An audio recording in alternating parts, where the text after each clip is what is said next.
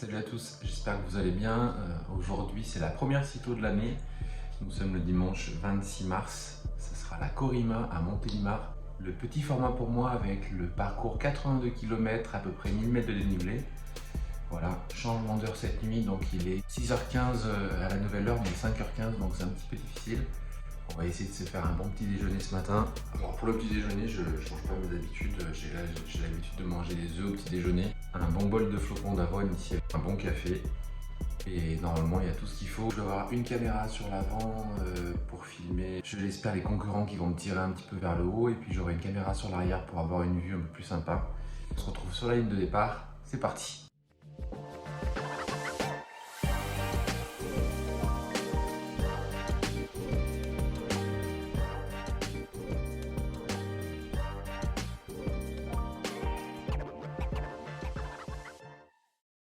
Eh bien oui, c'est parti, on est sur la ligne de départ, enfin juste après, nous sommes le dimanche 26 mars, il est 9h30 et il fait pas super chaud. On voit les gens sont en tenue longue avec des vestes longues, mais il faudra faire avec. Et ça fait énormément de monde sur les routes, vous allez voir me faire déplacer là par des gens qui arrivent de l'arrière. La Corima, c'est la première cyclo de la saison, il y a beaucoup de monde inscrit sur les 2 jours. De mémoire, le record a été battu avec 2200 personnes inscrites.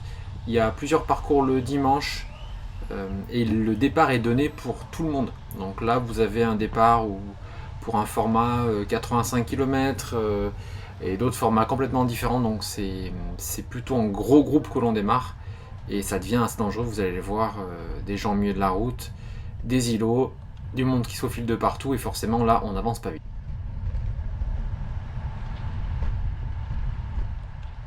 Alors je vous disais la première cyclo dans la région, hein, et bien sûr il y en a bien avant le 26 mars, mais dans la région c'est la première et donc les passionnés donnent rendez-vous et ont envie tous de se tester après un hiver un peu cloisonné à la maison. C'était mon cas, je suis venu cette cyclo pour me tester avec la préparation hivernale et un bloc de PMA juste avant. Et l'idée c'était de faire un peu l'état des lieux de la forme et je crois que tout le monde était là pour ça. Alors il y avait des sas au départ, des sas 36, 34, 32, 30, 28 km/h. Ce n'était pas le cas l'année d'avant, moi j'ai trouvé ça comme une très bonne idée. On voit là ça freine au départ, il y a plein de ralentissements. Une très bonne idée pour se positionner, l'année dernière j'avais fait un peu plus de 34, donc je me suis mis dans le 36 qui était déjà ouvert à la fin du sas en me disant que j'étais bien placé. Mais vous allez voir, je crois que tout le monde ne joue pas le jeu, puisqu'il y a des personnes ici qui vont se faire décrocher très rapidement et qui gênent le départ et la fluidité, parce que certains n'arrivent même pas à rouler en groupe, ne savent pas rouler en groupe, ça se voit tout de suite. Hein. C'est pas pour leur tirer dessus, mais s'il y a des sas 36-34 km/h, le monsieur que je viens de doubler là, on voit très bien qu'il ne roulera pas à 36 ou à 34. C'est vraiment dommage de ne pas respecter ça. Donc vous l'avez vu, il y a déjà des problèmes mécaniques. Je sais pas s'il y a eu des chutes, mais j'ai vu du monde à droite, à gauche arrêté. On a vu du monde aussi remonter sur les trottoirs, c'est dommage. Voilà, c'est pas très fair play, autant arrêter sur la route. Et là, bien, on vient d'avancer sur cette grande avenue avant de quitter la ville de Montélimar. Et le chronométrage, normalement, est fait sur un petit passage que vous allez voir au centre de la rue.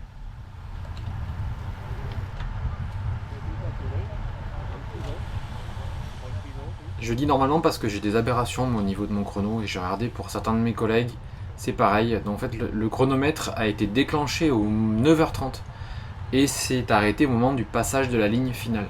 Et donc finalement, dans cette partie où moi je croyais que le chrono ne tournait pas, et bien il tournait déjà. Et donc il aurait fallu déjà accélérer ou en tous les cas arriver bien plus tôt que moi dans le sas et se positionner en première ligne pour pouvoir avancer rapidement et déjà jouer finalement le classement. Donc vous voyez, malheureusement là on est presque plus en cyclotouriste qu'en cyclosportif et c'est dommage. Moi j'étais venu là pour commencer vraiment à bloc, mais c'est pas grave, je vais faire avec et on continue à avancer sur cette ligne de départ et on voit que la route commence à se mouiller et les nuages au fond sont pas rassurants ni ceux de derrière.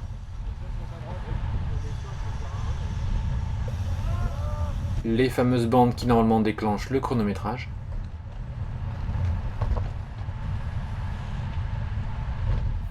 J'étais passé la semaine précédente pour faire le parcours en off et voir un petit peu les bosses qu'il y avait, donc je savais qu'à partir de ce virage à droite qui arrive là et ce rond-point, c'était parti pour une bosse.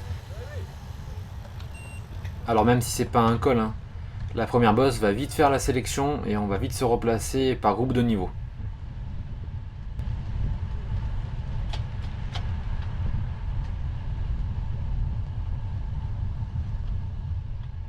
Vous avez vu, il y a du monde de partout, devant, derrière, c'est vrai que ça fait des gros pelotons. Et c'est compliqué d'avancer à un rythme régulier sans être gêné. Et désolé, je vais refaire un petit focus, mais ce monsieur qui est là, avec tout le respect que je lui dois, et bravo à lui d'être sur le vélo, il n'est pas tout jeune. Je ne vois pas comment est-ce qu'il peut rouler à 36 km/h ou 34 km/h sur le parcours.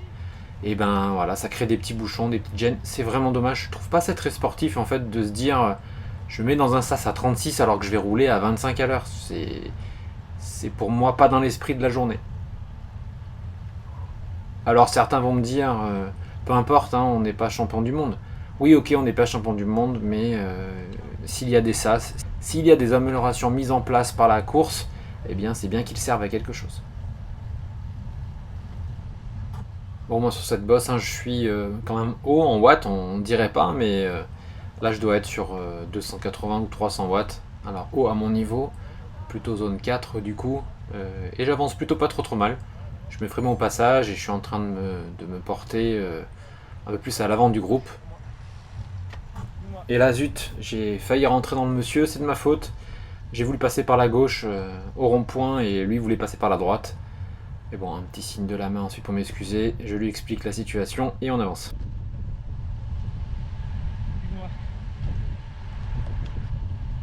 Bon, en tous les cas, moi je fais ma course, maintenant il y a de la place sur la route. Malgré la pluie, j'avance et je vais remonter une bonne partie du groupe, de la foule qui est devant moi en me mettant un petit peu à gauche. J'essaie de me mettre un peu à l'abri du vent de temps en temps, mais à me redéplacer. Voilà. Je sens que je peux en mettre, que je ne suis pas dans un groupe de mon niveau. Il faut que j'aille plus devant pour essayer de trouver un groupe qui me tirerait vers l'avant. Oui, moi je vous le rappelle, je suis sur un parcours de 82 km et 1000 mètres, donc il n'y a pas le temps de trop réfléchir. C'est 2h15, 2h30 d'effort qui sont dans une zone de seuil, un effort un peu haut et violent. Mais il ne faut pas trop réfléchir, je pars pas pour 120 ou 130 ou 150 km. Et là je vois une belle attitude devant moi, quelqu'un qui appuie bien sur les pédales, je pense qu'on va faire un petit peu de chemin ensemble. Vous allez voir, on va se retrouver sur une bonne partie tous les deux. Il me semblait qu'il avait l'air d'être costaud celui-ci, donc autant s'appuyer sur les gens qui ont de l'énergie aussi pour remonter les fils. Bon, vous voyez, je suis pas tout seul, il y a du monde qui a aussi de l'énergie et qui remonte et qui me dépasse. Mais c'est en train de petit à petit se mettre chacun dans un groupe de niveau. Et ça va être pas mal, on va pouvoir maintenant rouler sans trop d'à-coups. Bon, il pleut de plus belle, vous avez vu, là, on commence à être vraiment trempé, la caméra va prendre cher, les images vont pas être top, je suis désolé. J'ai essayé d'essuyer un petit peu les lentilles tout le long, mais c'était pas évident. Donc là, je me retrouve dans un petit groupe. Je vois ce coureur avec son short bleu et son maillot jaune là qui a l'air d'envoyer et d'appuyer sur les pédales. Et puis j'en ai un ou deux derrière qui prennent des relais, qui se replacent, donc je sens que ça peut aller un peu plus vite avec ce groupe, alors je vais essayer de rester avec eux pour avancer et manger un peu des kilomètres entre efforts devant pour prendre un relais et un petit peu derrière.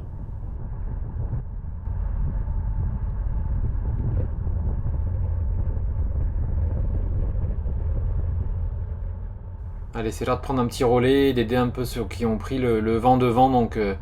Dans ces cyclos, pour avancer vite, tout seul c'est trop difficile, il faut vraiment rouler en groupe. Pour rouler à 34, 35, 36 de moyenne, je crois que tout seul, il faut vraiment faire partie des meilleurs. Et je ne le suis pas, donc chacun doit faire sa part.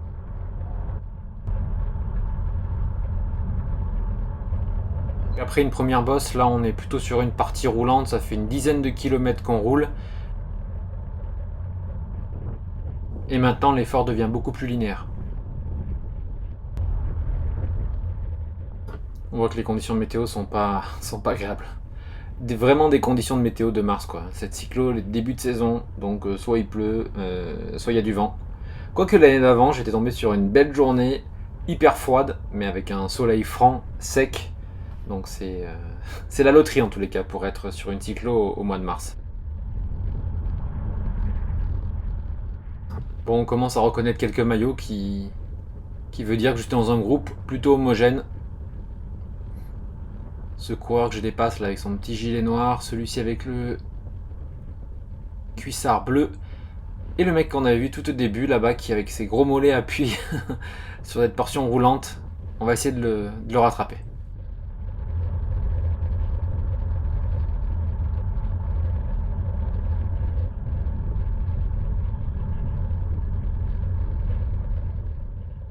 Bon, moi j'ai un gabarit plutôt rouleur, donc quand je prends un relais sur un faux plat descendant, on va dire que c'est à mon avantage, donc je reviens sur ce coureur là. Par contre, ben voilà, la tactique là, elle est de pas forcément prendre le relais tout de suite, de s'économiser. Alors oui, je parle tactique, je parle moyenne, je parle efficacité, je ne vais pas du tout jouer les premiers rôles, vous allez voir dans le résultat final, mais j'aime bien jouer la course un peu comme si j'étais dans le groupe de tête et que j'essayais de donner le meilleur de moi-même et de courir justement. Je trouve que c'est intéressant qu'on finisse 30e, 50e, 70e. C'est bien aussi de jouer avec la technique du vélo.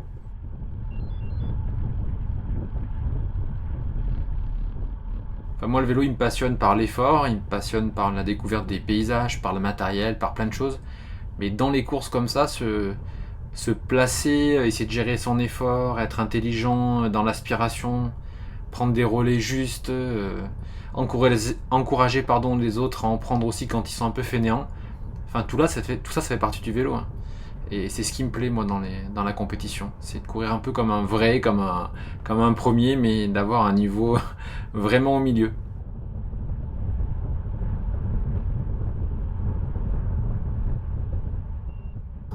Bon, vous voyez, hein, même si on n'est pas dans les premiers rôles, ça rigole pas, les visages sont tendus, l'effort est quand même soutenu.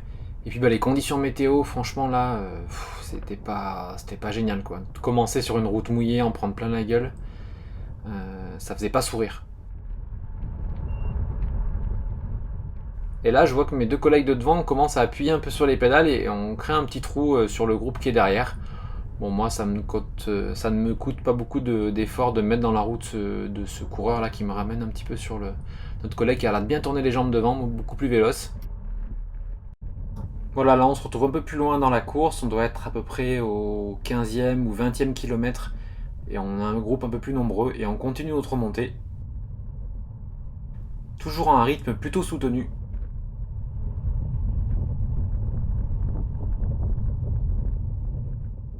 Mais c'est agréable, hein, on voit que les gars prennent des relais, on a un petit groupe, ça devient vraiment une course ici. Une course avec un peu de tactique, pas mal d'énergie, des relais, vous voyez, le gars devant me fait un petit signe. Et d'ailleurs, ben, il me fait un signe, mais il appuie fort et je suis obligé de m'employer cette partie-là pour essayer de prendre sa roue. J'ai un peu du mal à la tenir. Et derrière, c'est pareil.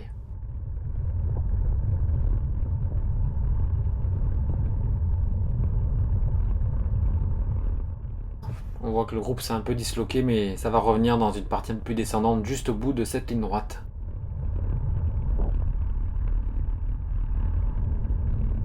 À ce moment-là, il faisait pas chaud, on roulait plus vite, la pluie s'était intensifiée, on était trempés.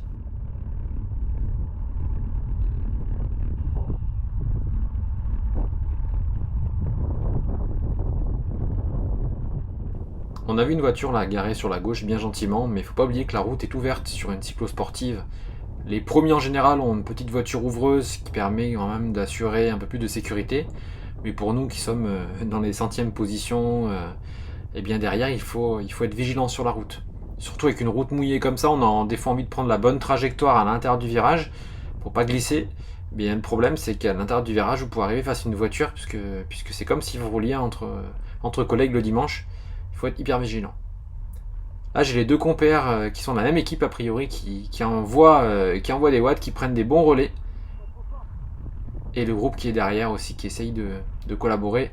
Mais vous voyez, hein, déjà là, dans ce groupe-là, 3 ou 4 prennent les relais, et puis 5 ou 6 commencent déjà très très gentiment à se cacher un peu derrière et prendre les roues.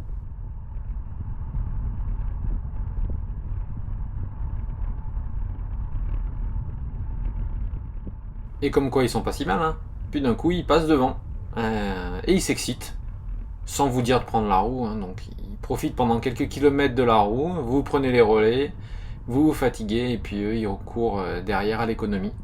Bon, finalement c'est peut-être eux les plus intelligents, hein. Ils arriveront moins fatigués dans la deuxième partie, mais je trouve encore une fois qu'à notre niveau c'est vraiment bien de donner la main et de participer à l'effort collectif. C'est trop dommage d'être individualiste dans une cyclo-sportive où encore une fois on ne jouera pas la victoire.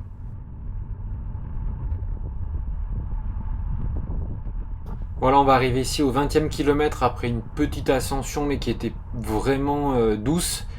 Et on va arriver dans une partie qui sera considérée comme une des 3 ascensions du jour. Vous allez voir, ça commence au village de Marsanne.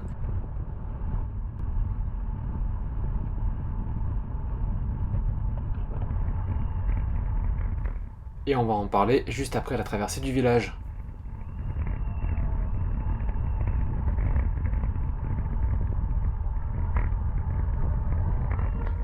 Où gentiment un petit groupe nous accueille en musique.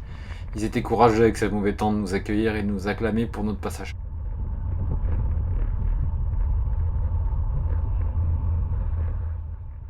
Descente bien humide, donc là on voit que personne ne prend de risque, mais franchement on était vraiment sur des œufs là, la route était détrempée. Et voilà, une voiture qui arrive de je ne sais pas où là, qui vient au milieu du peloton. Franchement, je la voyais au loin freiner, accélérer, freiner, doubler, j'étais un peu en panique. Mais heureusement sans encombre et on a pu accéder au début de la bosse. Voilà, c'est parti pour cette ascension assez violente, hein, parce que là, même si les pourcentages sont pas 8-9%, on est plutôt dans 6-7%, mais c'était pas ce qu'on avait jusqu'à maintenant. Donc là, on est vraiment dans un rythme un peu plus de montagne, et on voit tout de suite que les petits gabarits eh bien, reviennent. Et ils vont pouvoir s'exprimer sur ce terrain qui doit être le leur.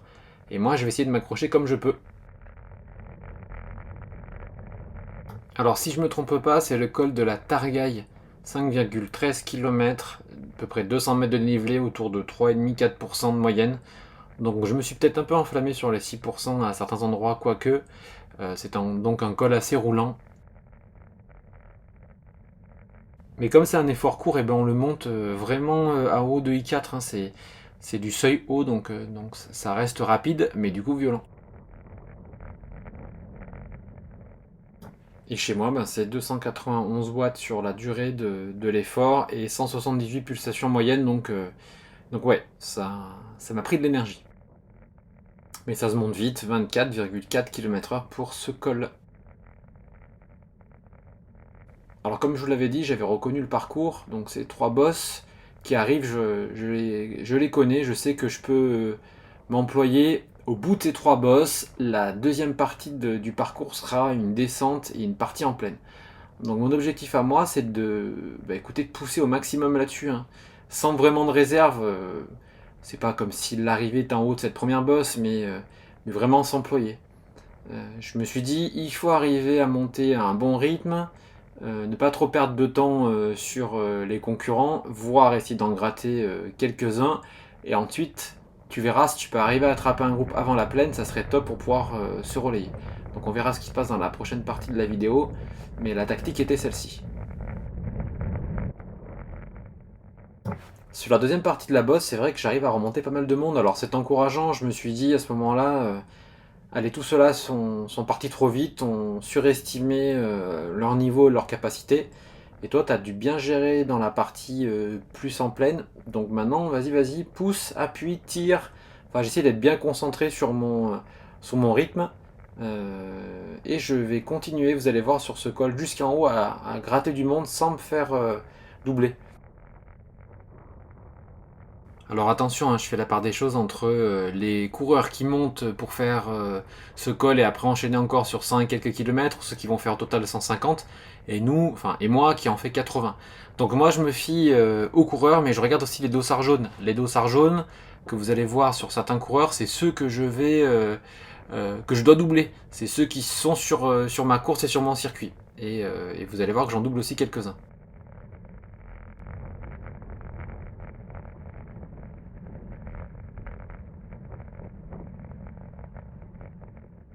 Non, et puis à ce moment-là, je me sens bien, je sens que je suis dans la course, quoi. D'ailleurs, j'ai plus vraiment froid, la montée m'a réchauffé.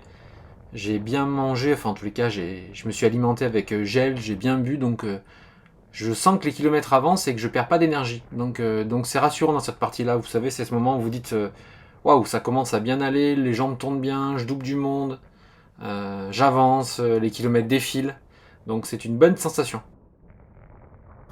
Là, je sais pour avoir encore une fois reconnu le parcours qu'on va pas tarder à arriver en haut de la bosse et après une petite descente, enfin non, une belle descente nous attend. Donc j'essaie de faire encore un effort, de me replacer encore sur l'avant pour être le mieux placé possible ensuite dans la descente.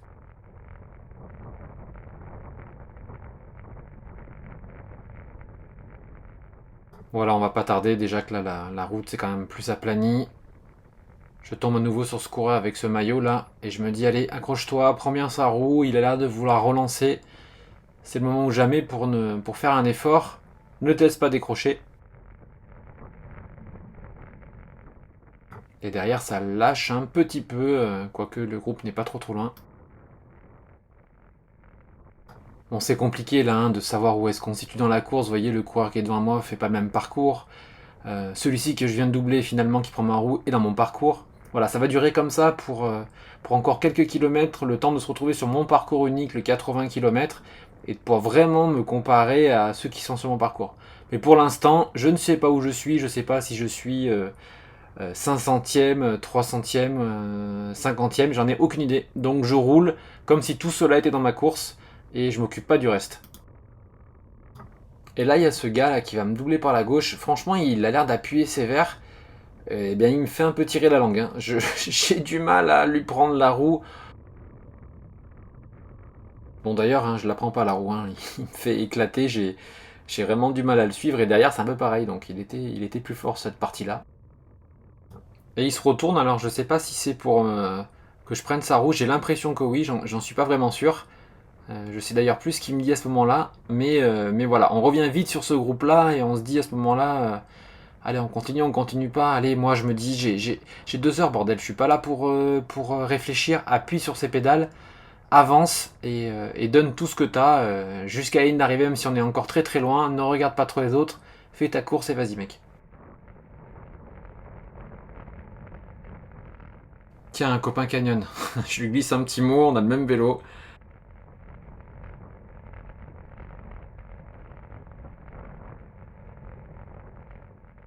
Allez, là, ça file bien. Hein. Le cardio est un peu haut. Je me rappelle à ce moment-là l'avoir regardé rapidement en me disant oups, ça commence à être un petit peu haut, mais c'est pas grave. Ne le regarde pas trop, c'est la course. C'est pas un indicateur qu'il faut vraiment regarder. Écoute tes sensations. Et elles étaient bonnes. Donc là, vous voyez, on double encore un gros groupe. Et il y a bien des mecs avec des dossards jaunes. Hein. Donc c'est rassurant. Ça veut dire que tout ceux-là sont partis bien trop vite. Ou alors je suis vraiment même plus fort qu'eux. Et je commence à me dire, putain, mais tu vas arriver certainement à un classement qui sera pas déconnant hein, si tu continues à t'employer un max. Donc fais l'effort. Tiens, un petit salut à Erwan là, qui est juste derrière moi. Le pauvre, malheureusement, dans un virage, pas celui-ci, va se faire accrocher la roue et va tomber. Il avait déjà un problème de crevaison sur le sas de départ, le pauvre. Mais il a fait une belle course et on se reverra pour des sorties dans le Royan en Vercors. Tiens, les visages qu'on a vus au départ qui sont toujours pas loin derrière. Allez, c'est parti pour la descente là, une belle descente, on va arriver dans une belle épingle et ensuite le vent, me semble-t-il, est profitable. Et vous allez voir que je vais essayer de visser un maximum pour essayer de récupérer ce coureur que je vois là en jaune à droite, qui sera ma ligne de mire dans cette grande ligne droite. Je vais m'employer pour aller le chercher et essayer de collaborer un peu avec lui.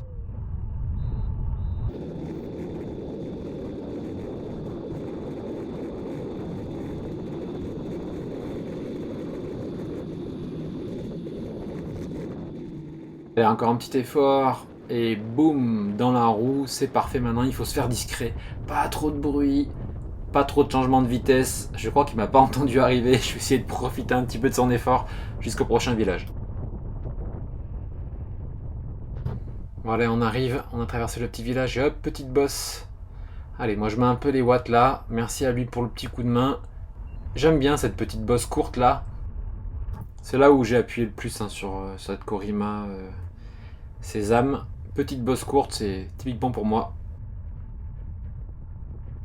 Allez, je me fais doubler, ça revient par l'arrière par deux gars dans une partie assez roulante là encore une fois. Et ils ont l'air d'appuyer, donc j'en profite un petit peu. Ils sont pourtant sur le grand parcours, hein, donc les gars sont costauds. Et puis ils sont d'un beau gabarit, donc on est bien abrité. On arrive sur cette épingle à droite là. Et puis on va aller se partager maintenant un petit peu le travail.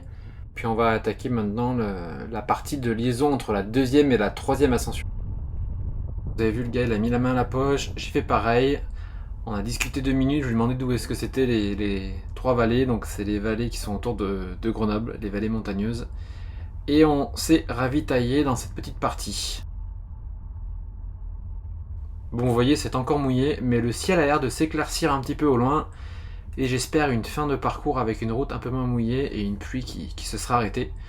Malheureusement, encore une fois, désolé, la caméra est pleine d'eau, donc j'ai essayé de faire au mieux que je pouvais.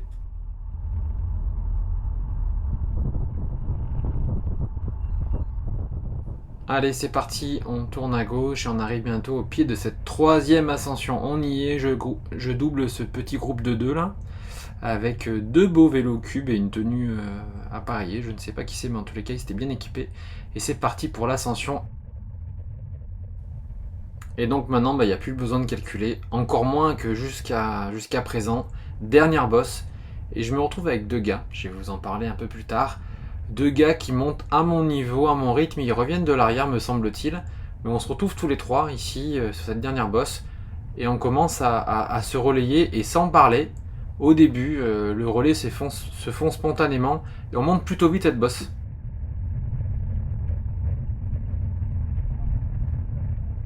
Donc on commence à discuter un petit peu et je leur dis qu'au bout de cette bosse là, c'est la descente et la plaine. Donc je leur dis, les gars, on bascule ensemble, on fait l'effort ensemble. Donc vous avez Rémi qui est en jaune et Guillaume qui est en rouge, je les salue. On se dit, allez les gars, on essaie de se faire un petit groupe de 3, on verra si on arrive à remonter sur des gars, s'il y en a d'autres qui reviennent de derrière. Mais on essaye de rouler ensemble parce qu'à partir de ce virage à droite, on va faire une première descente assez raide, assez rapide, et la séparation du parcours arrive. À ce moment-là, on a dépassé la mi-parcours, hein, donc même plus, on a fait 45 km sur les 80. Le maximum de dénivelé a été passé, il reste quelques petites bosses, pardon, mais c'est plus des cols, hein, c'est plus des montées longues. Là, je préviens le gars parce qu'il connaît pas le parcours, il y avait un pif-paf incroyable. Et donc, on sait que maintenant, il faut tout donner, et j'ai l'impression de dire ça depuis le début, mais encore plus. On prend un peu de vitesse là, faut être vigilant, la route est pas top, hein, vous voyez, ça saute beaucoup, il y a le stabilisateur sur la GoPro, mais je vous assure que ça secoue les bras. Et nous, on prend pas à gauche, on prend à droite. Et là, d'une route encombrée de concurrents, on se retrouve plus nombreux, mais je sais que derrière, il y a toujours Rémi et Guillaume qui sont là, qui prennent la roue et qui vont prendre des relais, on s'était mis d'accord. Et c'est parti, je fais la première partie de la descente, enfin cette partie un peu plus roulante. Bon, là encore une fois, on voit que les mains sont en bas des cocottes, la position est aéro, on essaye d'être le plus efficace possible, le plus rapide. Et on a en ligne de mire ce concurrent avant ce virage et ce pont. Moi je sais que ça serre un petit peu sur la gauche et qu'il y a pas mal de gravier que j'avais encore une fois reconnu la semaine avant, donc je suis plus vigilant, mais on se rapproche de lui. Et Rémi va passer par la gauche, me semble-t-il, et prendre le relais pour cette deuxième partie de gorge.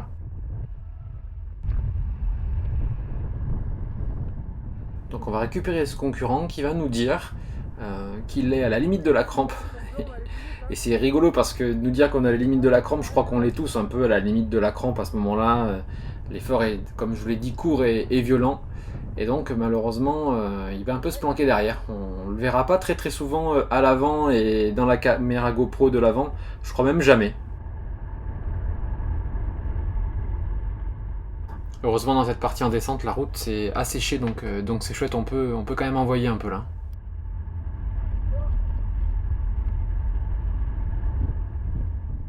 Et oui, toujours les voitures, faut être vigilant dans ces moments-là parce que les routes sont plus étroites ici. Guillaume de prendre le relais.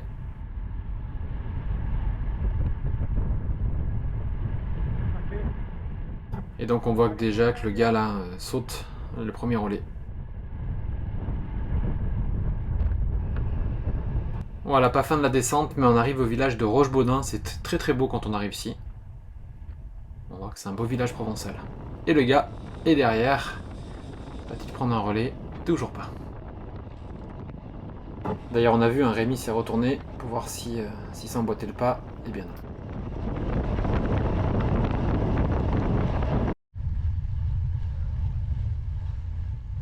Voilà, maintenant ça va être un enchaînement de petites bosses courtes, un peu plus raides finalement que l'école qu'on a passée. Mais c'est on monte, on descend.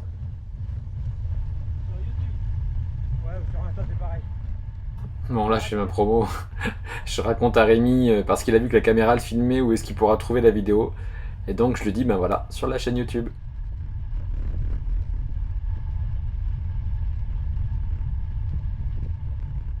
Bon, vous me direz en commentaire ce que vous pensez de cette retransmission de la course.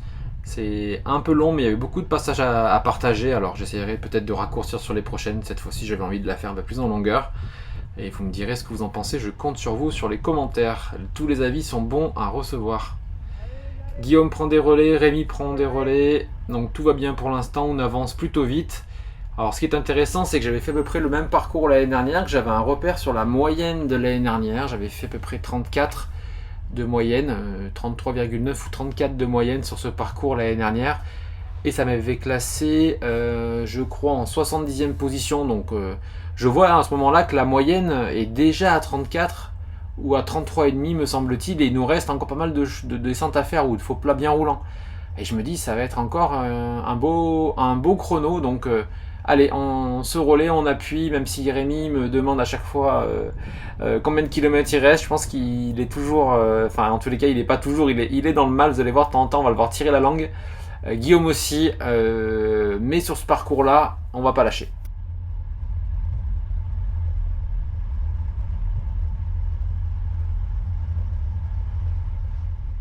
Bon, pour notre collègue derrière, c'est cuit, il a lâché, finalement il n'était pas trop au bluff. J'ai été un peu dur au départ, mais finalement il n'avait pas les jambes.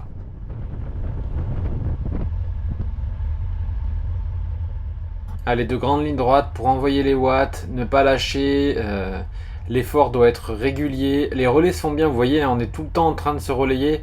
Alors ils arrêtaient pas de me dire mais t'es plus fort que moi, continue, on va pas tenir, etc. Puis finalement on s'est employés tous les trois et c'était super. Guillaume lui était en préparation pour du triathlon du long.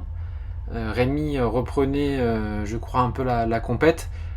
Donc il y avait peut-être une différence de niveau, mais à 3 ça ne se voit pas, ça devient plus linéaire. Et finalement moi j'ai été aussi cuit qu'eux, c'était dans les bosses où ils remontaient, sur le plat où j'envoyais, vous voyez là il y a une petite bosse et on les voit remonter un peu plus rapidement que moi. Donc voilà, on était complémentaires. À ce moment-là, j'ai l'impression qu'on courait un peu en équipe. Voilà ce qui me plaît dans ces cyclos où tu te connais pas et puis à la fin tu échanges, tu bois une bière, tu discutes. Et j'espère qu'ils vont adorer se revoir tirer la langue sur cette vidéo. Bon, j'avais plus trop la lucidité pour nettoyer les caméras. D'ailleurs, je me suis demandé à ce moment-là où est-ce que j'en étais. Je savais plus si je filmais, si je filmais pas.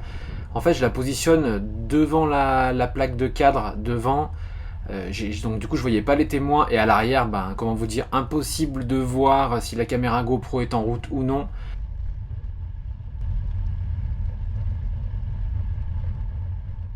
Et vous allez voir que l'enregistrement des fois ininterrompu pendant une grande durée, j'ai fait des coupures sans maîtriser, sans voir ce qui se passe avec la caméra, il va manquer un tout petit peu et j'aurai pas jusqu'à la ligne d'arrivée. Je vous le dis maintenant, mais tenez bon, vous allez avoir le dénouement quand même de la course. Restez avec nous, il reste encore quelques instants. Dans cette petite bosse, on rejoint un coureur et vous allez voir que celui-ci va cristalliser un petit peu notre colère sur la fin du parcours. Ça. On va revenir encore un peu sur l'idée de prendre des roues pour prendre des roues. Allez, on te fait prendre des relais. Allez. Ah merde.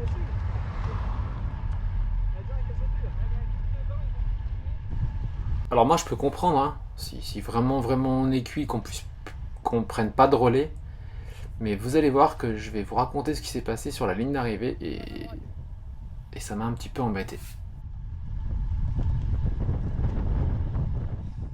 Allez, on continue bien à se relayer, tous les 3 sur 4 en tous les cas. Je vois que derrière, au loin, il y a un peu de monde.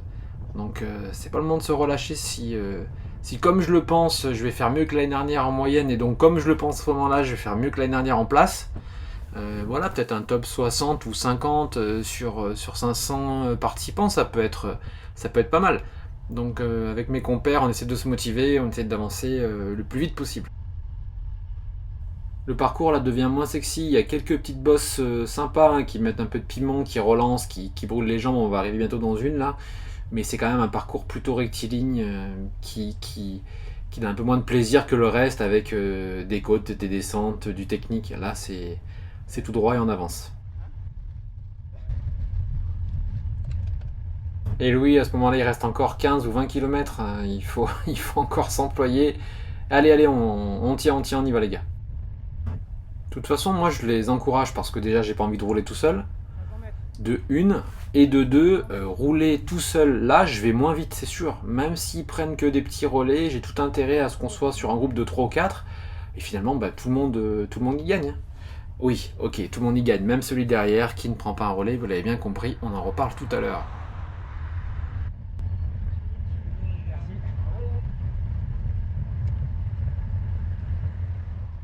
Elle a fait mal ça là, ça a vraiment piqué dans les jambes, c'était pas très pentu, mais franchement c'est l'enchaînement de ces petites bosses là dans la fin, tu donnes vraiment tout ce que tu as, ça pique.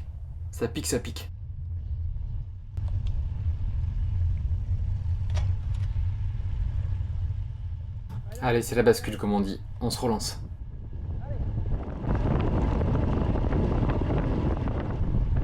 Voilà, j'avais besoin de souffler, je commençais vraiment à être mort, j'ai dit à Rémi et à Guillaume de prendre des relais, je me rappelle vraiment de ce passage là un peu compliqué, j'arrivais pas à reprendre mon souffle, j'avais fait quelques bons relais là sur les bosses, et c'était compliqué, mais encore une fois, je savais que la ligne était proche, donc il fallait encore pousser pour essayer de faire le meilleur résultat possible. Bon, Guillaume en rouge, là, je me rappelle plus ce qu'il préparait comme triathlon, mais à mon avis, il sera prêt. Hein. Il avait déjà la caisse. Il se prépare sur du long, donc la course le servira.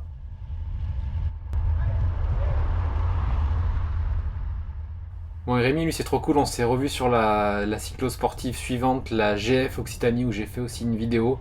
Et je vous la présenterai dans un prochain épisode. D'ailleurs, pensez à vous abonner, vous êtes de plus en plus nombreux à suivre la chaîne. Je vais partager encore quelques courses, mais surtout des bike trips dans le Vercors, du test de matériel, etc. Donc je compte sur vous, si vous n'êtes pas encore abonné, pour vous abonner. Merci beaucoup. Allez, on arrive dans les 5-6 derniers kilomètres, là, me semble-t-il. Et voilà, vous voyez, un autre mec derrière, là, un peu en roue libre, tranquille. Et autant vous le dire maintenant parce qu'on ne le verra pas à la vidéo. Moi je vais finir un peu détaché de ce groupe, un petit peu sur l'avant, et ce mec là va aller faire le sprint à Rémi et à Guillaume. Et oui, il a l'air d'être fatigué, il en peut plus, mais il va aller faire le sprint. En fait pour moi ça s'appelle de la déontologie. Si pendant plus de 20 km vous êtes derrière, vous prenez pas un relais, que vous ne jouez pas le championnat du monde, que vous jouez pas la 3ème place, et que vous jouez un top 50, un top 100, je vois pas du tout pourquoi est-ce que vous allez prendre le sprint et aller forcément claquer les 2 ou 3 gars qui sont devant, parce que les 2 ou 3 gars qui sont devant, ça fait déjà 15-20 bandes qui roulent. Ça m'intéresserait de savoir ce que vous en pensez sur ce sujet. Allez-y en commentaire. Et d'ailleurs, dans cette partie-là, on ne le voit pas, mais un groupe d'une douzaine ou une quinzaine de coureurs reviennent derrière. Et oui, à 12-15 contre 3 ou 4, et bien forcément ça revient avec des relais qui reviennent moins fréquemment. Et vous allez voir, on va arriver à la sortie de ce village dans un passage avec un rond-point, et il y a un petit jeune qu'on aperçoit un petit peu derrière qui arrive là-bas, qui va essayer de me doubler et me prendre la clé des champs comme on dit. Ça y est, on le voit là, il est juste devant, il accélère juste avant la dernière descente. Moi je sais qu'il faut être bien placé. Il met une accélération, moi je prends sa roue. Je sais pas si c'est une accélération pour partir, mais j'ai l'impression quand même. Vous voyez, le rythme est assez élevé, mais je suis bien placé, je suis derrière. Et donc là, il doit se demander, ah bah oui, je suis là. Non, non, il est là, l'ancien. L'ancien, il est là, il va aller prendre cette descente en tête. Et ouais, c'est brutal, mais il reste un tout petit peu de jus dans la caméra de devant. Je m'en suis même pas rendu compte et j'ai pas réussi à l'actionner. Bref. Je finis cette Corima en 2h24 et 29 secondes, 82 km et 1000 mètres de dénivelé. Et je finis 97e sur 500, donc j'ai reculé énormément en classement et pourtant j'ai amélioré d'1 km/h ma moyenne. C'est assez incroyable le niveau qu'il y a sur les courses et les cyclosportifs, je pense que vous avez tous vécu ça. Voilà, merci à tous d'avoir suivi cette vidéo, j'espère que vous avez pu apprécier le parcours et les caméras embarquées. Moi, je vous dis à très vite pour de nouvelles aventures et encore merci à tous.